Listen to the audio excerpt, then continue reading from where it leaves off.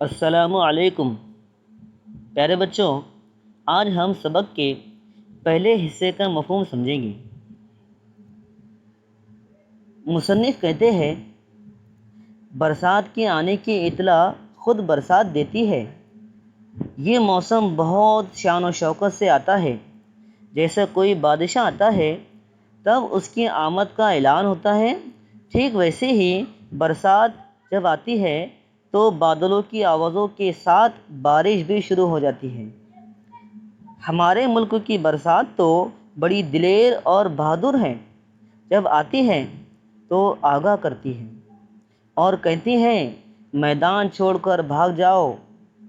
دوسرے یہ کہ ہماری برسات ذہین اور چالاک ہوتی ہے، کیونکہ یہ اسی وقت آتی ہے جب ہم گھر سے باہر ہوتے ہیں اور ہمارے پاس چھتری بھی نہیں ہوتی۔ اکثر ایسا خوبصورت حادثہ برسات کے دنوں میں آئے دن ہمارے ساتھ ہوتے رہتا ہے۔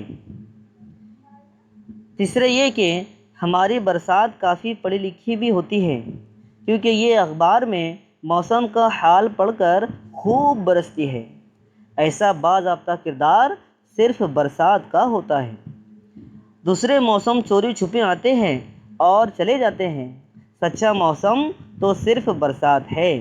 وہ امڑ امڑ کر اور گرج گرج کر برسنے والی بدلیاں اور وہ کڑک کڑک کر چمکنے والی بجلیاں جب آتی ہیں تو سارے ماحول پر چھا جاتی ہے۔ برسات کا موسم بڑی امیدوں والا موسم ہوتا ہے۔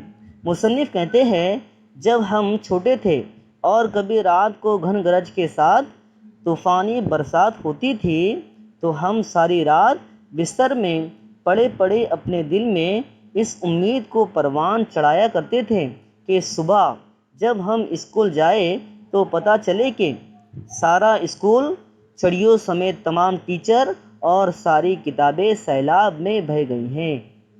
لیکن جب ہم امیدوں والی رات گزار کر اسکول پہنچتے تھے تو ہمارا اسکول جیسا کہ ویسا کھڑا ہوتا تھا۔ مگر اس سے کون انکار کر سکتا ہے کہ برسات کا موسم ہمارے دل میں سینکڑوں امیدیں پیدا کر دیتی ہے، لیکن ہمارے ساتھ ساتھ زمین کے سینے میں بھی بڑی امیدیں چھپی ہوتی ہیں، جو بعد میں لاکھوں ننھے منھے ہرے بھرے پودوں کی شکل میں زمین کے سینے سے ابل پڑتی ہیں۔ تو پیارے بچوں، آج کے اس ویڈیو میں صرف اتنا ہی۔